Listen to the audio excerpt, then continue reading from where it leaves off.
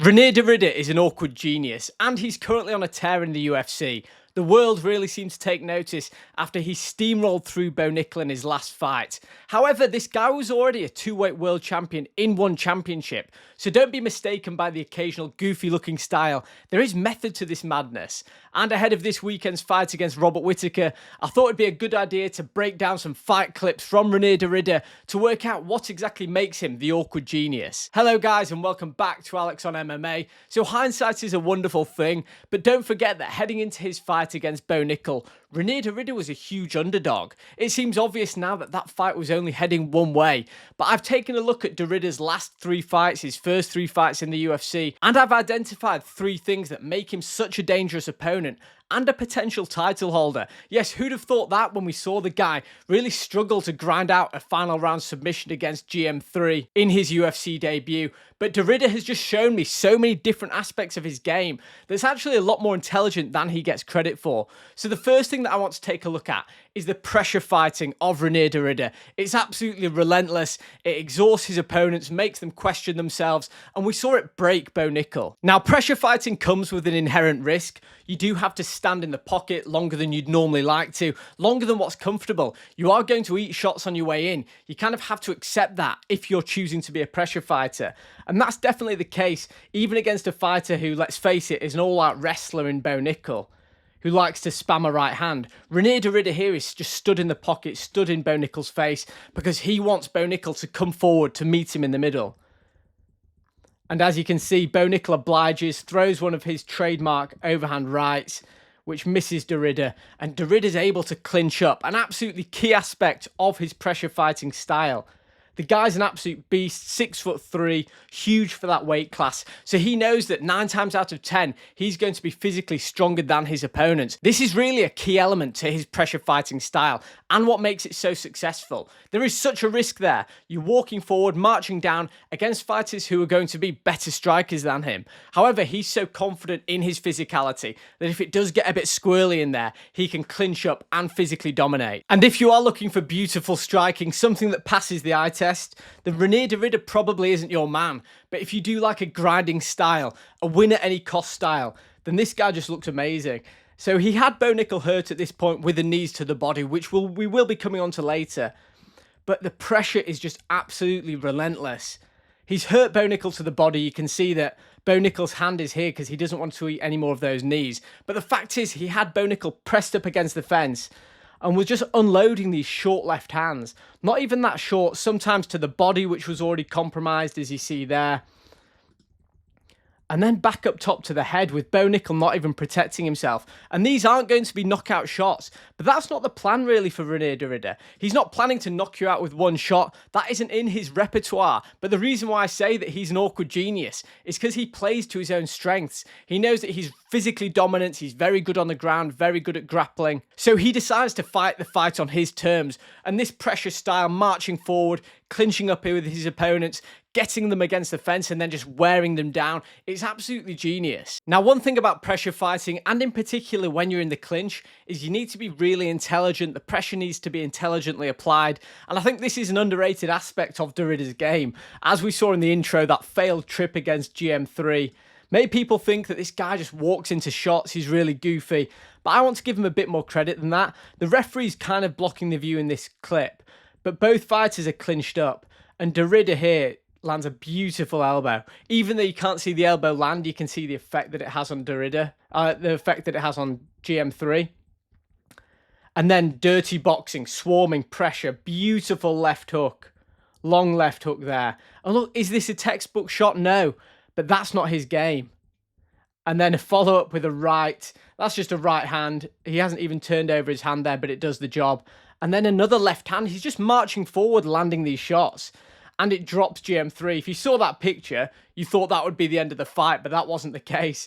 And look, Ridder's shape is all over the place. This is not textbook striking, is it? But it's so effective. And the reason why it's so effective is because it's intelligent pressure. The guy knows that if he's striking moving forward, the chances of him being caught with something big coming backwards isn't necessarily such a threat. And when you think about who he's fighting this weekend in Robert Whittaker, the guy doesn't possess massive one-punch power. He puts his hands together really nicely. Robert Whittaker loves a left hand, right hand, and a right kick over the top.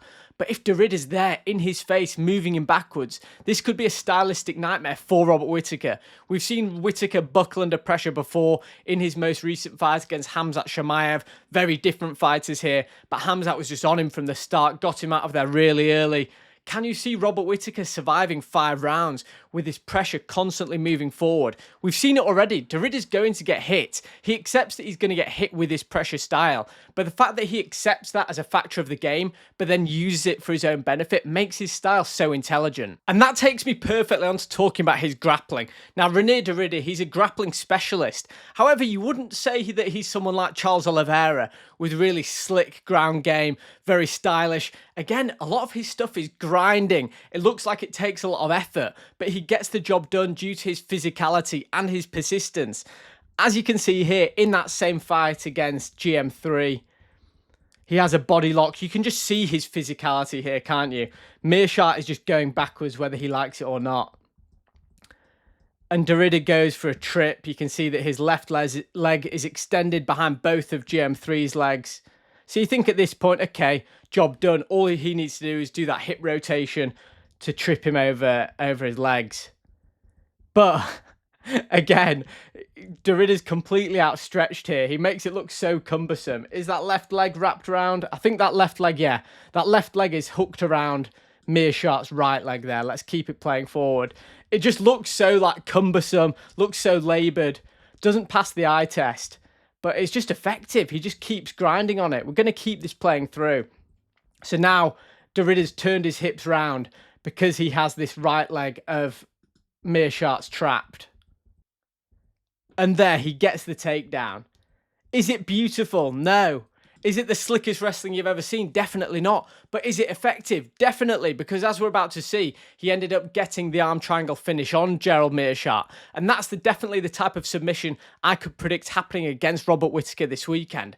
I think that Derrida accepts that he's not the most explosive necessarily. He's not going to be the quickest getting to your ankles. But the way that he intertwines his whole game is so effective. It's that pressure fighting, coming forward, getting his hands on you, clinching up, physical. And then he'll work his way down to your hips, or as you can see here, work your way down to taking a single leg and just dragging you down to the mat. He doesn't pick you up and drop you. He drags you down, forces you down to the mat, and then does some incredible work from top position. I can see this finish happening so clearly on Saturday night, but you can just see the strength that Derrida possesses here. The arm triangle is something that's favoured by Islam Makhachev as well. When you've got a really strong squeeze here, you can see Meerschaert wants no more part of that. He's got this arm isolated. A lovely deep grip there. And he'll be having a gable grip with his hands before there. That looks like a 4, weirdly enough. But anyway, yes, a very strong grip. I can see this finish happening on Saturday night. But the way that Derrida combines his striking and his effective grappling, it all forms part of why he's such an effective fighter. So I hope that I'm convincing you guys that there is method to the madness of Reinier Derrida. And as we look at the final part of the puzzle that I want to take a look at today, and that's attacking the body, this is the final piece of the jigsaw. So you've got to look at what we've spoken about so far. Yes, he's got good pressure striking. He will eat a shot. There's inherent risk to it. He'll eat a shot to get his hands on you, do that dirty boxing. And then the same methodology is applied to his grappling. Pressure forward, get his hands around you, and then drag you to the mat. And then there's one piece missing, which is how does he get his opponents into a situation where they're not really resisting when they're being dragged down? How does he exhaust them mentally, physically? And that's his attacks to the body, specifically his knees, and no greater example than his fight against Bo Nickal. So, as we take a look here, again, no surprises, it starts from the clinch. A really nice, look how deep that knee sinks in there. A really nice knee to Bo Nickal's body. You can see him, look, a telltale sign. As soon as his opponent's arms drop, you know that knee's done damage. And again, gets the tie clinch. Both hands around his head this time. Knee to the chin. Bo Nickal at this point must just have thought, look, I was the -300 favourite for this fight. What the hell's happened? Bo Nickal, telltale sign. arms there. Arms in that position, protecting the body. And this is such a good move by Reinier. Intelligent, guys, not a goofball, intelligent. The fake knee / fake teep to the body, which is the last thing that Bo Nickel wants to absorb right now. Another shot to the body. But it allows him to firstly get a read off Bo Nickel, but also close that distance. In fairness to Bo Nickel in this occasion, he uses nice lateral movement. But you know that if Bo Nickel had stayed in that position, he'd have done that fake teep, lifted up that knee, and then closed in with some dirty boxing against the fence. We've seen this happen before. And finally, let's take a look at the finish. What makes Reinier so deadly? Let me take you back to that GM3 knockdown that we saw in one of the previous clips. The clinch has just broken up, and in such a similar manner, clinch has broken up, Reinier swarms forward, nice right hand over the top. See, Bo Nickel is trying to throw back here. He actually catches Reinier with a nice shot over the back of the ear. But this is, as we know, inherent risk of pressure fighting. Reinier is prepared to take that. Keeps moving forward. That clip around the back of the ear, which Bo Nickel was hoping would deter him, absolutely nothing. And now, Bo Nickel throws a left hand. His body is still hurting, so he's got that right hand there just in case.